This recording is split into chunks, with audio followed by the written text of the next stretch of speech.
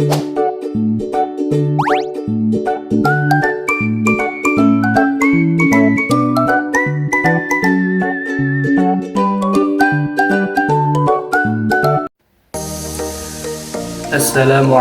warahmatullahi wabarakatuh.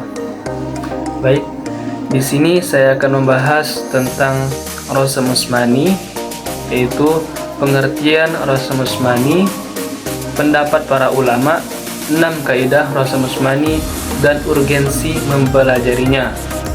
Sebelum saya menjelaskan tentang Rasam Usmani, terlebih dahulu saya akan menjelaskan pengertian Rasmul Quran. Rasmul Quran adalah sebuah istilah dalam ilmu Al-Quran yang merujuk pada pola atau kaidah penulisan Al-Quran. Pola ini secara khusus digunakan oleh Khalifah Utsman bin Affan dan para sahabat saat melakukan penyalinan dan pembukaan Al-Quran menjadi satu mushaf standar. Secara etimologi, kata rasam berasal dari bahasa Arab yang berarti menggambar atau melukis.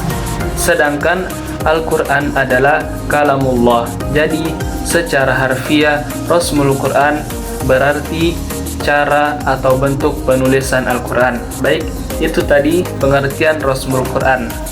Sekarang saya akan menjelaskan tentang pengertian Rasam Usmani.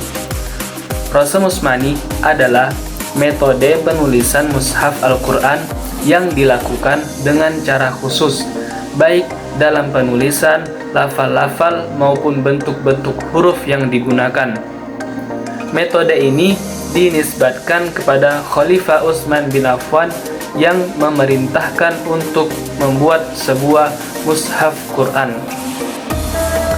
Baik, selanjutnya yaitu pendapat para ulama. Terdapat 3 pendapat para ulama. Yang pertama, pendapat jumhur ulama atau mayoritas. Yang kedua, pendapat sebagian ulama.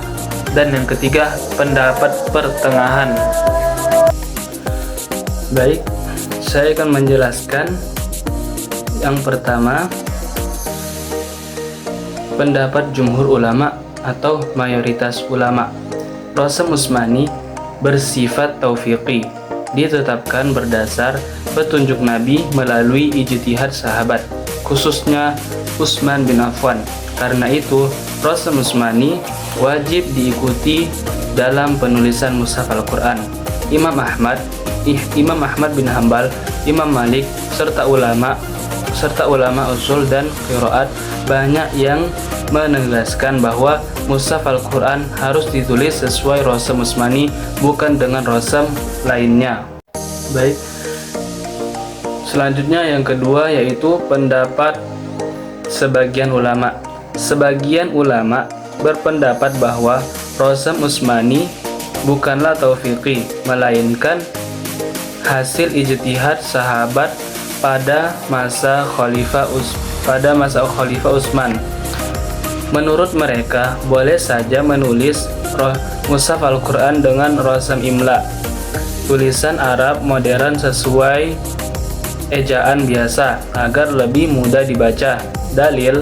Dalilnya yaitu tujuan ulama adalah memudahkan pembacaan dan pemahaman, bukan bentuk tulisan. Pendapat ini tidak banyak diikuti karena dikhawatirkan membuka peluang perbedaan penulisan dan menimbulkan kebingungan.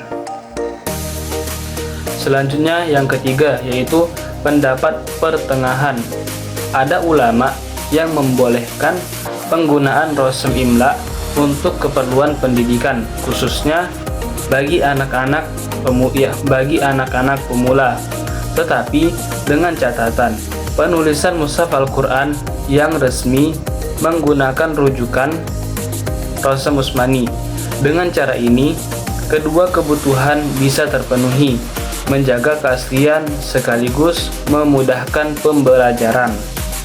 Baik, sekarang saya akan menjelaskan kaidah-kaidah Rasam Usmani. Secara umum ada 6 kaidah utama dalam Rasm Usmani. Yang pertama, al-hazf membuang, al-ziyadah menambahkan huruf, al-hamzah penulisan hamzah, al-badal mengganti huruf, al-fas wa al-wasl memisah dan menyambung kata. Keenam, ma fihi qira'atani wa kutiba ala ihdahuma, satu lafaz yang dibaca dengan berbagai versi qiraat dan ditulis dengan salah satunya. Yang pertama, al-hazf. Al-hazf artinya membuang. Nah, dalam penulisan Al-Quran ada beberapa huruf yang dibuang.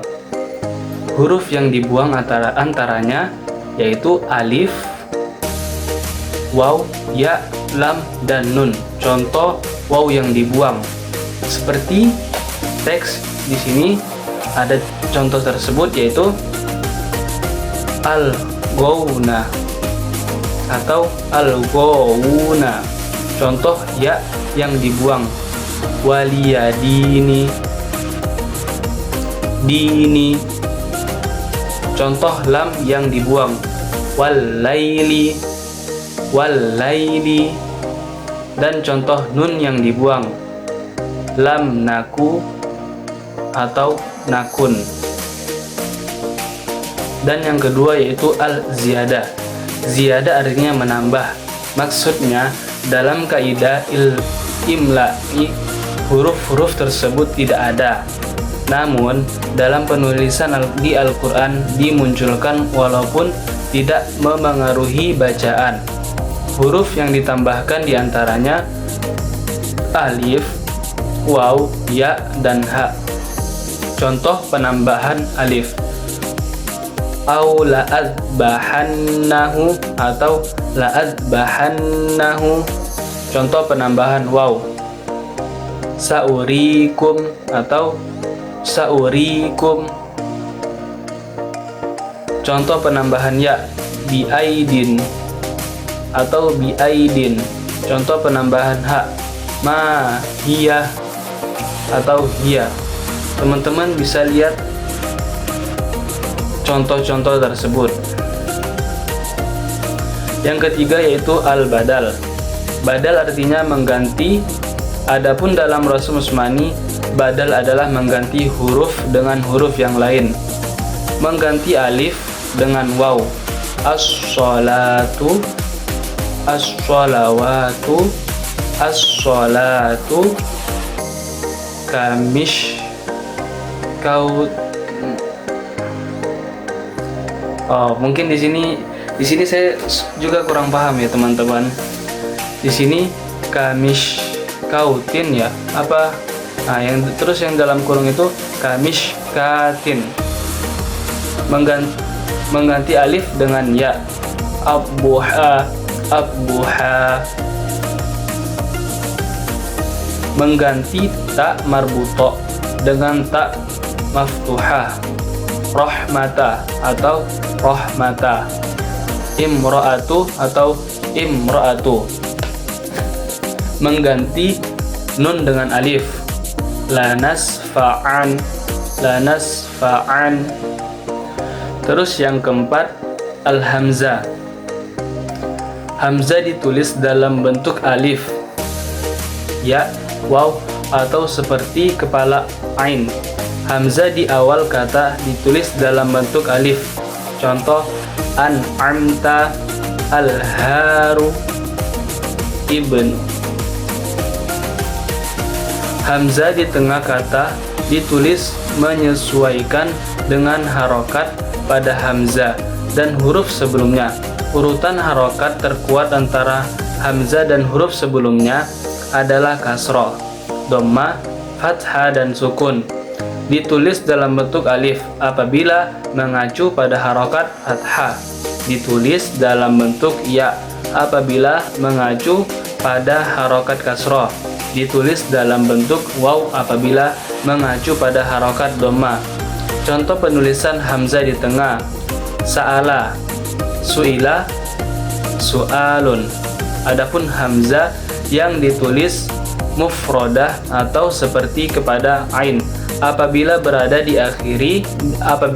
di akhir kata dan sebelumnya adalah huruf sukun. Contoh mil'un, ma'un, su'un, syai'un. Tapi ada penulisan hamzah di Al-Quran ada keluar dari ketentuan di atas, diantaranya surah Al-Ma'arij ayat 13. Contohnya wa fasilatihi allati tu'wi, atau dalam kurung tu'wihi. Terus dalam surah Al-Isra ayat 60, wa ma ja'alna ar-ru'yallati araynaka illa fitnatan linnas. Seharusnya pada Al-Ma'arij ayat 13 dan Al-Isra ayat 60 hamzanya ditulis dengan bentuk waw. Terus yang kelima yaitu al-fasl wa al-wasl. Yang dimaksud fasl atau wasl adalah pemisahan atau penggabungan dalam penulisan istilah. Lainnya adalah maktub dan mausul. Namun maksudnya sama dalam Al-Quran. Ada dua kata yang ditulis bersambung, namun kadang pada ditulis terpisah. Contoh Allah. Nah kan di sini Allah, yang Allah pertama itu dipisah. Terus yang kedua Allah, langsung Allah, tidak. Terus ilham. Langsung ke yang keenam yaitu ma fihi qiraatan. Apabila ada kata yang dibaca berbeda oleh para ahli qiraat, maka penulisannya hanya satu saja, diambil dari yang paling banyak menggunakan. Contoh maliki yaumiddin. Kata maliki pada mimnya tidak terdapat alif walaupun dibaca panjang. Dalam riwayat Imam Hafs karena kebanyak qiraat membacanya dengan pendek. Dan adapun urgensi mempelajari Rasam Usmani, yaitu salah satunya menjaga keaslian Al-Quran, menjaga perbedaan penulisan mushaf, memelihara qiraat atau ragam bacaan sebagai ilmu penting dalam ulumul Quran, landasan dalam percetakan mushaf, dan terakhir meningkatkan kekhusyukan dan pemahaman. Baik, sebelumnya saya mohon maaf karena saya masih banyak salahnya dari penjelasan tadi, karena saya masih pemula. Saya mohon maaf dan saya akhiri. Terima kasih. Wassalamualaikum warahmatullahi wabarakatuh.